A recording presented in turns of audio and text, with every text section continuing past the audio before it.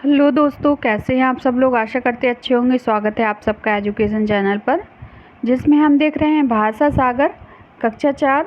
Video को देखने के लिए चैनल को लाइक शेयर सब्सक्राइब कर लीजिए। इस वीडियो के माध्यम से हम जानेंगे इस पाठ के बारे। इस वीडियो के माध्यम से हम करने जा रहे हैं पिछले पढ़े हुए पाठ के प्रश्नों के उत्तर को, अभ्यासकार को। तो देखिए, आपको यहाँ कुछ प्रश्न दिखाई दे रहे हैं श्रवण कौशल से संबंधित। तो ये श्रवण कौशल से संबंधित प्रश्न उत्तर हम छोटी सी स्टोरी दी गई है उसके माध्यम से करेंगे। ये देखिए, पिछली वीडियो में हमने गिरगिट की सोच पाठ 10 पढ़ा था, उसी से संबंधित ये कहानी दी गई है, उसको पढ़ते हैं। फिर हम उसके श्रवण कौशल से संबंधित प्रश्नों के उत्तर को करेंगे। दिया है यहाँ, गिरगिट की कोशिकाओं में कई रंगों के पिगमेंट होते हैं। तो जो गिरगिट होता है तो उसकी कोशिकाएं मतलब जो उसकी शारीरिक बनावट होती है, जो सेल्स होती हैं उसके अंदर, तो उनकी कोशिकाओं में कई तरीके के रंग बदलने के पिगमेंट होते हैं। गिरगिट को जब कोई खतरा महसूस होता है तो उसके शरीर का तापमान में बदलाव होता है, हार्मोन स्रावित होते हैं और स्थिति में कोशिकाएं फैलती हैं और सिकुड़ती हैं। इसके कारण त्वचा के रंग बदलते हैं। गिरगिट अपना रंग काला, सफ़ेद, हरा, भूरा जैसे रंगों में बदल लेता है। स्वयं को छिपाने के लिए भी यह कई तरह के अपने रंगों में बदलाव कर लेता है। इसकी आंखें थोड़ी बाहर निकली हुई होती हैं और यह अपनी आंखों से एक साथ विपरीत दिशाओं में आसानी से देख सकता है। यह आंखों को 360 मतलब 360 डिग्री घुमा सकता है। 360 मतलब पूरा सर्किल घुमाना, पूरा गोलाकार में घुमा लेना। ये देखिए, उसी कहानी के आधार पर ये प्रश्न दिए गए हैं, इनको हमको करना है, सही गलत का निशान लगाना है। तो क्या दिया गया था कहानी में कि गिरगिट की कोशिकाएं बहुत फैलती हैं, और इसमें क्या दिया गया है, गिरगिट की कोशिकाएं बिल्कुल नहीं फैलती। तो ये क्या हो गया हमारा, ये तो गलत हो गया।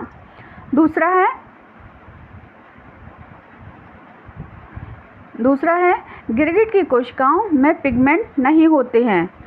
गिरगिट की कोशिकाओं में पिगमेंट नहीं होते हैं, तो ये भी गलत है, क्योंकि गिरगिट की कोशिकाओं में पिगमेंट होती हैं तभी तो वह क्या करता है, कई रंगों में अपना रूप बदल लेता है। तो ये भी गलत हो गया।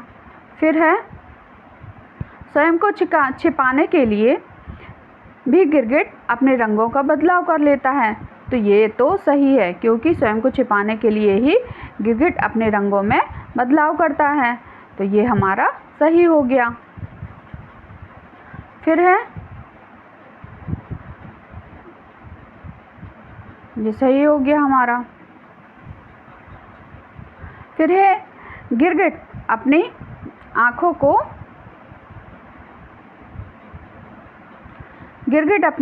को एक विपरीत दिशाओं में आसानी से घुमा सकता है। तो ये भी हमारा सही है कि गिरगिट अपनी आँखों को 360 पर बताया था ना कि वह 360 पर घुमा सकता है। तो ये भी सही है। फिर है, खतरा महसूस होने पर भी गिरगिट शरीर के तापमान में बदलाव नहीं खतरा महसूस होने पर भी गिरगिट के शरीर में तापमान में बदलाव नहीं होता। ऐसा नहीं है, खतरा महसूस होने पर गिरगिट के शरीर में तापमान में बदलाव होता है। तो ये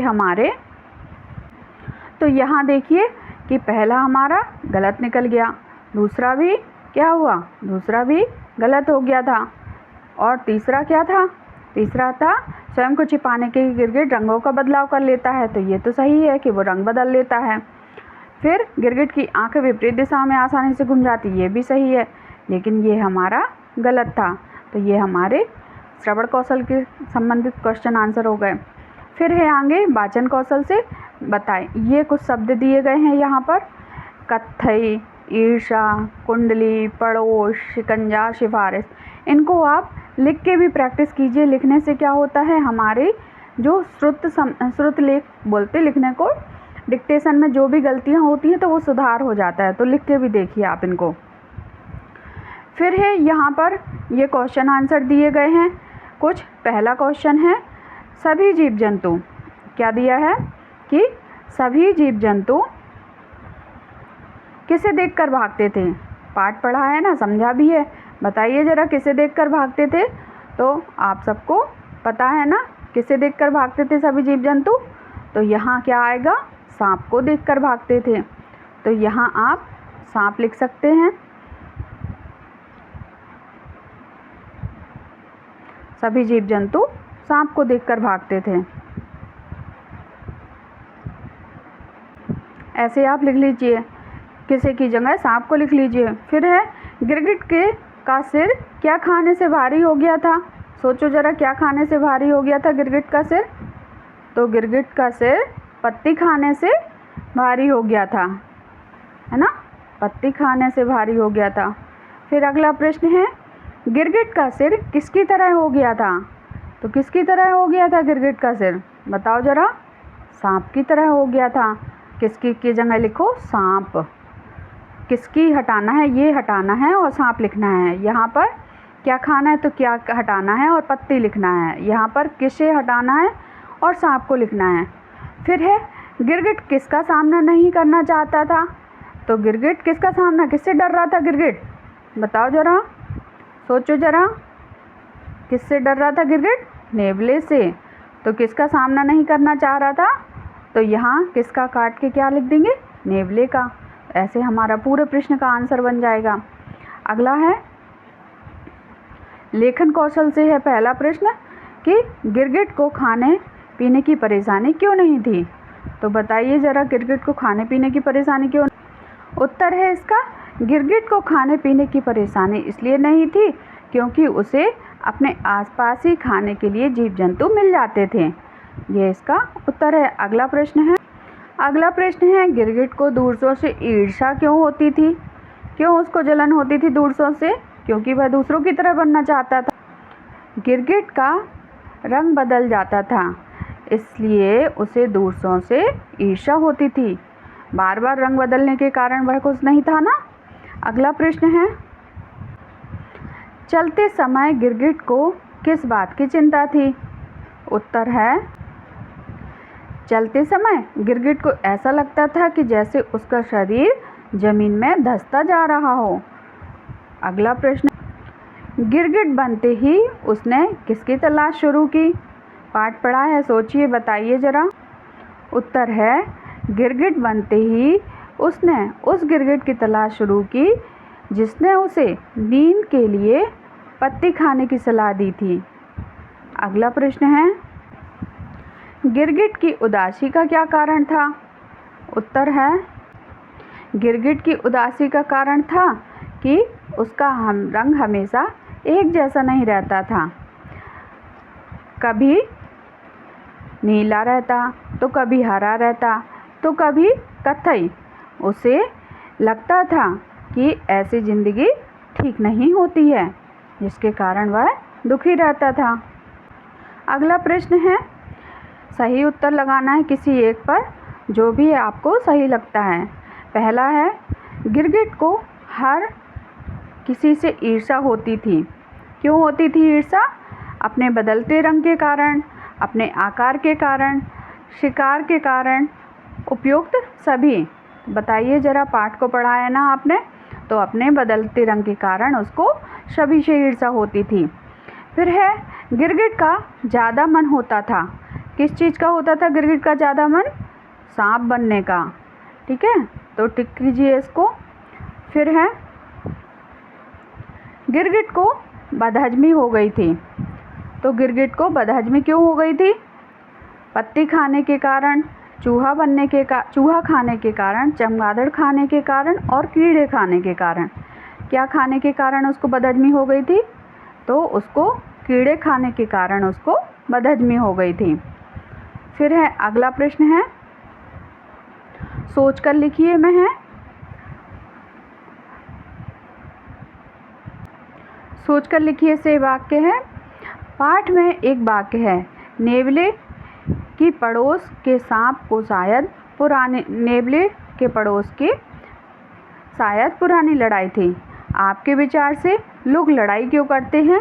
इससे क्या हानियाँ होती हैं? तो सोचिए और बताइए ज़रा कि क्या क्या हानियाँ होती।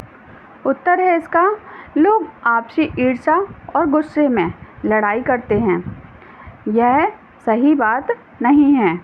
लड़ाई करने से दो लोग आपस में दुश्मन बन जाते हैं। सुख दुख में हमें एक दूसरे की साथ की आवश्यकता होती है, इसलिए हमें कभी भी लड़ाई नहीं करनी चाहिए। अगला प्रश्न है, दूसरों की बात कब माननी चाहिए और कब नहीं माननी चाहिए? सोचिए ज़रा, कब कब हमें दूसरों की बात माननी चाहिए? उत्तर है इसका, दूसरों की बात तब माननी चाहिए जब वह सबके हित में हो। जिस बात से किसी का अहित हो वह बात कभी नहीं माननी चाहिए। तो हमें दूसरों को हित में ध्यान में रखकर ही बात को आगे मानना चाहिए। अगला प्रश्न है, क्या होता यदि? तो गिरगिट नींद आने वाली पत्ती ना खाता तो क्या होता उसके साथ? सोचिए ज़रा। उत्तर है, यदि गिरगिट नींद आने वाली पत्ती ना खाता तो उसका सिर भारी ना होता, वह पूरी तरह स्वस्थ होता, उसे किसी तरह की घबराहट ना होती, उसके शारीरिक बनावट में अंतर ना होता, वह पूरी तरह खुश रहता। अगला प्रश्न है, गिरगिट बार बार अपना रूप ना बदलता तो क्या होता? यदि गिरगिट बार बार अपना रूप ना बदलता तो वह अपने स्वभाव के अनुसार व्यवहार कर सकता था। रूप बदलने के कारण उसके शरीर रूप एवं आकार में परिवर्तन हो जाता था। इस परिवर्तन के कारण उसे कई तरह की परेशानियां उठानी पड़ी। अगला प्रश्न है, दिए गए शब्दों से रिक्त स्थानों की पूर्ति कीजिए। तो यहाँ हमको खाली जगह पर ये जो दिए गए हैं इनमें से देखकर रिक्त स्थान फिल करना है। तो पहला वाक्य है, कीड़े ज़्यादा निगल लेने से डैश हो गई थी। क्या हो गया था? कीड़े ज़्यादा निगल लेने से उसको बदहजमी हो गई थी, तो यहाँ भरेंगे बदहजमी। फिर है, उसने डैश होकर फन उठा लिया। तो क्या होकर? यहाँ सतर्क होकर, सतर्क भरेंगे। फिर है, वह डैश करने की जगह एक पेड़ के पीछे छिप गया। तो क्या करने की जगह? सामना करने की जगह। फिर है, वह सिर से डैश को खोदने की कोशिश करने लगा। किसको खोदने की कोशिश करने लगा? ज़मीन को। ये आप इसको देख के फिल कर लीजिए। फिर है, अगला है, वाक्य के सामने कहानी का क्रम दिया गया है, क्रम के अनुसार संख्या लिखिए। तो वाक्य को, जो ये वाक्य दिए गए हैं इनको हमको अरेंज करके लिखना है। तो कैसे लिखेंगे? पहला वाक्य कौन सा आया हमारे पाठ के अंतर्गत, उसको हमको, पाठ हमने पढ़ा हुआ है तो पाठ के अनुसार आप उसको फिल कर लीजिए। हम इसको आपको जल्दी से बता दे रहे हैं क्योंकि इससे आपका टाइम वेस्ट नहीं होगा। तो यहाँ हमारा पहला वाक्य रहेगा, ये इंगा नंबर पे जो है इसको हम पहला वाक्य लिखेंगे। फिर हमारा दूसरा वाक्य का नंबर का रहेगा। फिर तीसरा वाक्य हमारा रहेगा खा नंबर का, खा नंबर को हम तीसरा वाक्य लिखेंगे। फिर गा नंबर का जो है हमारा वह चौथा वाक्य रहेगा और पांचवा वाक्य घा नंबर। तो आप ऐसे इसको पाठ के अनुसार पढ़ के और फिल कर लीजिए। फिर अगला है यहाँ पर अपठित गद्यांश है, इसको आप कोशिश कीजिए करने के लिए। मुर्गी ने अखबार निकाला, नाम कुकड़ू को रखा निराला। ये कविता है छोटी सी, इसको पढ़ के हमको प्रश्नों के उत्तर देने हैं। फिर अक्षर इसमें रंग रंगीले, मोर किरण जैसे चमकीले। कार्टून में बंदर मामा पहने धारीदार पजामा। कौवे की करतूत छपी थी, बात नहीं यह झूठ छपी थी। हो गया कौवा कैसे काला, मुर्गे ने भी अखबार निकाला। यहाँ सभी थे जैसे अपने, सबके अपने सुंदर सपने। पंखों में भर गई उमंगे, बिना डोर की उड़ी पतंगे। बने सभी मोती की माला, मुर्गे ने अखबार निकाला। तो ये तो भाई बहुत अच्छी कविता है। अब इसमें पूछ रहा है कि अखबार में छपे अक्षर कैसे लग रहे थे। तो कैसे लग रहे थे अखबार में छपे अक्षर? तो कैसे की जगह आप पूरा यही उतारिए, अखबार में छपे अक्षर कैसे रख रहे थे? रंग रंगीले। हमने अभी कविता में पढ़ा ना, तो वही रंग रंगीले लग रहे थे। फिर है,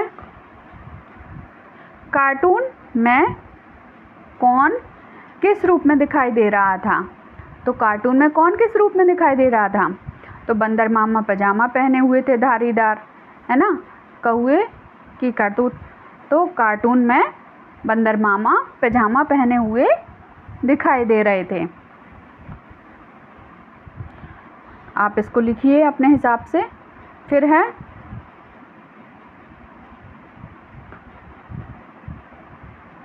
बिना डोर के पतंग उड़ने का क्या आशय है?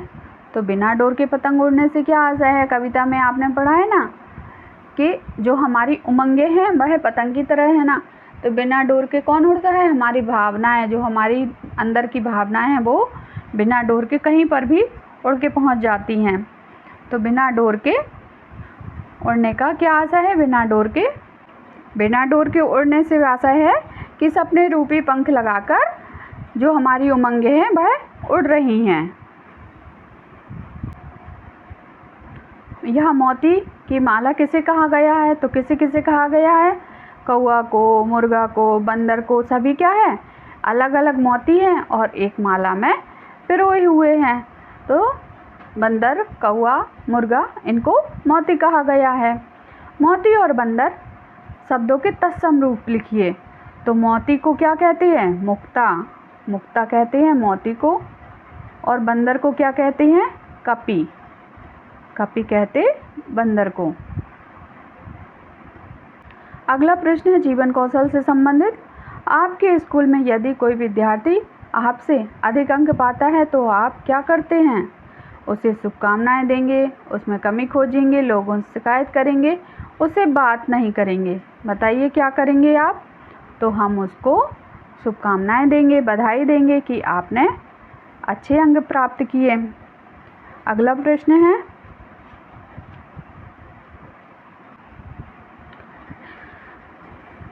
किसी विषय में दूसरों से सलाह लेते समय आप किन किन बातों का ध्यान रखना चाहोगे?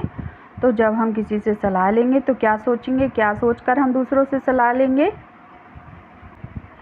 किसी विषय पर दूसरों से सलाह लेते समय मैं इस बात का ध्यान रखना चाहूँगा कि सलाह देने वाले की योग्यता क्या है। इस बात का भी ध्यान रखना चाहूँगा कि उसके द्वारा दी गई सलाह उसकी किसी योजना का हिस्सा तो नहीं है। तो कोई मुझे कुछ अपना सोच के तो नहीं, दिमाग लगा के कोई मुझे कुछ किसी गलत काम को करवाना चाहता हो, उसके अंदर कोई दिमाग में कुछ और चल रहा हो और वह मुझसे गलत सलाह दे दे मुझे। अगला प्रश्न है वाक्य को एक शब्द से मिलाइए। तो जो भी एक शब्द वाक्य के लिए सूट कर रहा है उसको मिलाइए। जिसका कोई रंग ना हो तो क्या कहलाएगा वो? बेरंग। जिसका कोई रंग ना हो से क्या कहेंगे? बेरंग। फिर है कुछ हजम ना होने की दशा क्या कहलाएगी? बदहजमी। फिर नेक्स्ट है जो बहुत सुंदर हो क्या कहलाता है? खूबसूरत। फिर नेक्स्ट है जिससे लोग खौफ खाते हों क्या कहलाएगा? खौफनाक। तो ऐसे आप इसको मिला लीजिए। अगला प्रश्न है शब्दों के सामने उनके सही अर्थ को लिखिए और अर्थ के अनुसार वाक्य में प्रयोग कीजिए। तो ये तो देखिए ज़रा, शब्द दिए गए हैं, शब्द के सामने इनका अर्थ भी लिखना है। अनेक अर्थ हैं तो उनको आपको शब्द के अनुसार लिखना है, फिर उसका वाक्य में प्रयोग करना है। तो देखते हैं हम इसको। वदन, शरीर, बच्चे के बदन पर फफोले पड़ गए हैं। ये वाक्य है सीधा सीधा बना हुआ। और वदन क्या कहलाता है? मुँह। मुँह, उसका वदन चंद्रमा के समान सुंदर है, तो मतलब उसका मुख सुंदर है। फिर फन का अर्थ है सांप का फन। क्रोध के कारण सांप ने फन उठा लिया। फन का अर्थ है हुनर, कौशल। फन, जिसमें फन है वह भूखों को नहीं मारता है। तो ऐसे वाक्य बनाइए। अगला दिया गया रंगीन शब्दों का लिंग बदलकर उनका वाक्य दोबारा बनाइए। तो जैसे यहाँ बनाया है ना कि बिल के पास में एक सांप था, तो बिल के पास में लिंग बदल दिया, तो सांप का क्या कर दिया इन्होंने? सांपिन। ये सांपिन कर दिया। तो ऐसे ही हमको डाल का लिंग बदलना है, तो डाल का लिंग क्या होगा? डाल का क्या हो जाएगा? डाली। तो बस डाली बना के इसको लिख दीजिए। चूहे का क्या हो जाएगा? चूहिया। तो यहाँ चूहिया बना के वाक्य बना दीजिए। फिर है आसपास चूहिया रहती थी हो जाएगा, क्योंकि लिंग बदलेगा, वचन बदलेगा तो उसका अर्थ भी बदल जाएगा। फिर है बहुवचन में बदलिए, तो इनको आपको बहुवचन में बदलना है। पत्ती का क्या होगा? पत्तियाँ। आँख का क्या होगा? आँखें। यहाँ आँखें हो जाएगा, यहाँ पत्तियाँ हो जाएगा। पत्तियाँ में छोटी की मात्रा आ जाएगी और ऐसे पत्तियाँ। मिट्टी का, मिट्टी में बड़ी की मात्रा है तो वो छोटी की हो जाएगी और या जुड़ जाएगा, मिट्टियाँ। ऐसे मिट्टियाँ हो जाएगा। फिर डालियाँ, तो ऐसे डालियाँ बनाइए। डाली का डालियाँ, बहुवचन बनाना ना एक वचन से। झाड़ी का झाड़ियाँ, टहनी का टहनियाँ। बनाने की कोशिश कीजिए इसको आप। प्रश्न दिया है, टोकरी में रखे फलों पर गिरगिट बैठा है। टोकरी में फल निकालने के लिए आप क्या करेंगे? अपने मन के भावों को उपाय सहित बताइए। तो आपको ये चित्र के अनुसार यहाँ अपने वाक्य लिखने हैं। आप लिखने की कोशिश कीजिए। अगर आपसे नहीं बनता है तो हम बता देंगे इसको करना कैसे है।